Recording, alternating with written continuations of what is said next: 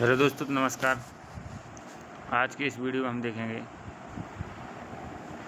EU या और ICH की गाइडलाइंस क्या होती हैं, जो कि हमारा क्वालिटी कंट्रोल और स्टैंडर्डाइजेशन ऑफ हर्बल ड्रग का टॉपिक है। तो जो ईयू और आईसीएच की गाइडलाइंस क्या होती हैं quality control of herbal drugs के लिए, ठीक है, तो वो हम आज इस वीडियो में देखेंगे। तो इसमें इंट्रोडक्शन में है अपना डेफिनेशन ऑफ हर्बल ड्रग्स क्या होती हैं, importance of quality control, needs of harmonise guideline globally, ठीक, ये 3 चीज़ें हैं। इसके बाद अपना आएगा quality challenges in herbal drugs. क्या क्या चैलेंजेस आते हैं? कॉम्प्लेक्स केमिकल कंपोजिशन, मतलब कि जो अपना हर्बल ड्रग्स होती हैं उसमें जो केमिकल का कंपोजिशन होता है वो कम्प्लेक्स होता है, ठीक। इसके बाद variation from cultivation to processing.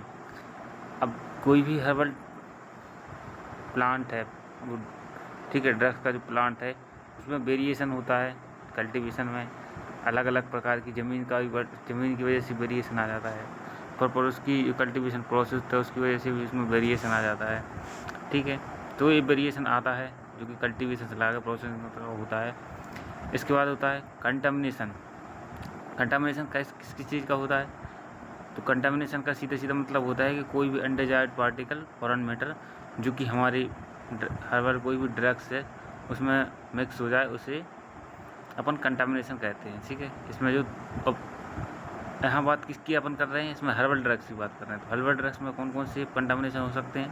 तो उसमें अपना एक तो पेस्टिसाइड्स आता है, दूसरा हैवी मेटल्स होता है, माइक्रोब्स होता है।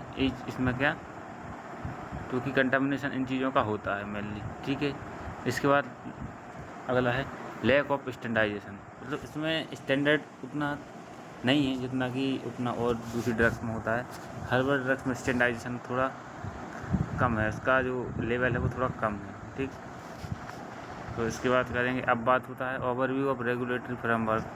तो ईयू की जो गाइडलाइंस वो इसके थ्रू आई है, डायरेक्टिव प्रूवन जो लिखा है ना, ये सब चीज़ें। आईसीएच किस में होती है? आईसीएच की जो क्यू सीरीज थी, ठीक, क्यूएसईएम होता ना आईसीएच गाइडलाइन में, जो क्यू सीरीज है उसका क्या मतलब है, उसमें इसके बारे में बात की गई है कि अपना किस प्रकार का होना चाहिए, ठीक। इसके बाद इसकी क्या गाइडलाइंस है, तुम्हारी यूरोपियन गाइडलाइंस है, ठीक। इसमें इसका डॉक्यूमेंटेशन है डायरेक्टिव 2001/83/EC। इसमें किसकी बात की गई? मेडिसिनल प्रोडक्ट्स कौन कौन से हैं। इसके बाद नेक्स्ट है डायरेक्टिव 2004/24 हर्बल मेडिसिन रजिस्ट्रेशन, कैसे अपन को हर्बल मेडिसिन का रजिस्ट्रेशन करना है, इसके बारे में इसमें बात की गई है। इसके बाद नेक्स्ट है अपना यूरोपियन फार्माकोपिया। यूरोपियन फार्माकोपिया में अपन को इस चीज़ की बात की गई है जो कि हर्बल ड्रग्स के बारे में। EMA guidelines, European medical agency की जो गाइडलाइंस हैं उसमें इस बारे में बताया गया है, ठीक। अब क्या क्या रिक्वायरमेंट हैं यूरोप की, ठीक, क्वालिटी कंट्रोल की। तो उसमें बॉटनिकल आइडेंटिफिकेशन, जो भी आपका जो हर्बल ड्रग्स है उसका प्रॉपर एक बॉटनिकल आइडेंटिफिकेशन होना चाहिए। फिजियोकेमिकल उसका करेक्टराइजेशन होना चाहिए। टेस्टिंग, जो भी इसमें कंटामिनेशन है उन सब का टेस्टिंग होना चाहिए, मतलब कंटामिनेशन फ्री रहे जिससे। स्टेबिलिटी स्टडीज़, उसकी स्टेबिलिटी स्टडीज़ प्रॉपर होनी चाहिए कि वो कब कितने टाइम पर स्टेबल रहती है, इस चीज़ के बारे में सब स्टडी की जाती है। इसके बाद GACP का प्रॉपर फॉलो होना चाहिए, ठीक। GACP क्या होती है? Good agriculture and collection practices, ये इसका प्रॉपर फॉलो होना चाहिए। इसके बाद जो EMA की गाइडलाइंस है उसका प्रॉपर फॉलो होना चाहिए। ये किसकी रिक्वायरमेंट है? जो यूरोप की, ये सब रिक्वायरमेंट है, ठीक। अब हम बात करते हैं ICH गाइडलाइन की। तो ICH की जो क्यू सीरीज है उसका मेन इसमें रोल होता है। तो इसमें पहला है अपना Q1, इसमें स्टेबिलिटी टेस्टिंग। तो जो भी हर्बल अपना ड्रग्स है उसकी स्टेबिलिटी टेस्टिंग करते हैं इसमें। सेकेंड है अपना एनालिटिकल वैलिडेशन, जो भी अपन टेस्टिंग कर रहे हैं उसका एक एनालिटिकल वैलिडेशन होता है, कौन सी अपन को प्रोसेस फॉलो करना है ड्यूरिंग टेस्ट, ठीक। तो उसमें एनालिटिकल का वैलिडेशन होना चाहिए। जो भी इम्प्यूरिटी है उसकी प्रॉपर स्टडीज होना चाहिए। बायोटेक स्टेबिलिटी टेस्टिंग, ठीक, उसकी स्टेबिलिटी टेस्टिंग होना चाहिए। Harmonisation across EU and USA and Japan. तो जो भी अपना मेडिसिन है उसका जो यूरोप और USA जापान में क्या उसका लोग किस प्रकार से उसमें विश्वास रखते हैं उसके बारे में इसमें बताया गया है। अगला है तो Q1A से Q1E तक में किसकी स्टडी की गई है? स्टेबिलिटी। ठीक, Q2 का काम क्या है? ये मेथड का वैलिडेशन करता है।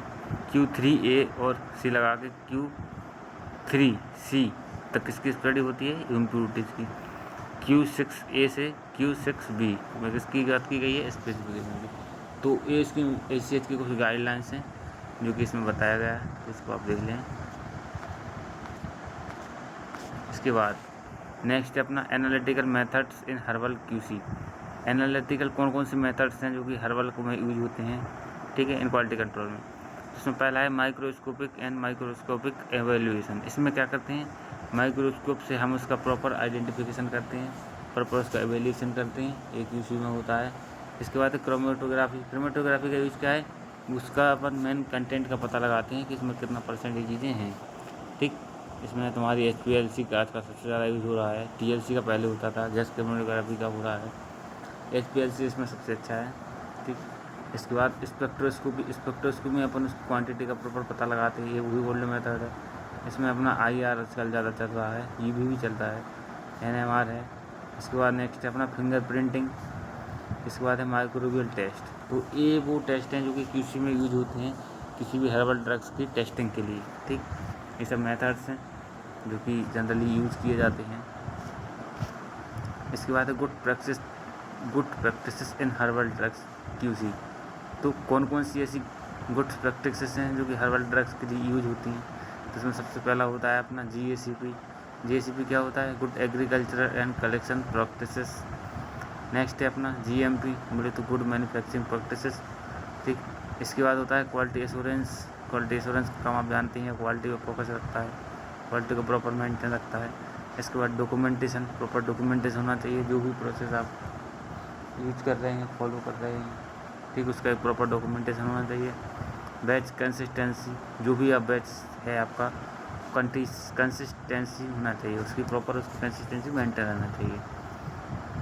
ठीक, इसके बाद क्या है? रिसर्च डेवलपमेंट, जो भी अपना EMA सस्टेनेबिलिटी है वो प्रॉपर होना चाहिए। ठीक, अमेरिकन जो मेडिकल एजेंसी है, यूरोपियन मेडिकल एजेंसी, उसका प्रॉपर सस्टेनेबिलिटी होना चाहिए। इसके बाद DNA बार कोडिंग, जो भी अपना ड्रग्स है उसका DNA बार कोडिंग होना चाहिए प्रॉपर। इसके बाद कीमो मैट्रिक्स होना चाहिए, उसका मेटाबॉलिज्म का पता होना चाहिए। ठीक, इसके रिसेंट डेवलपमेंट इसमें दिखे गए हैं। ठीक, इसके बाद समरी है दोनों की, देखो इसमें क्या है?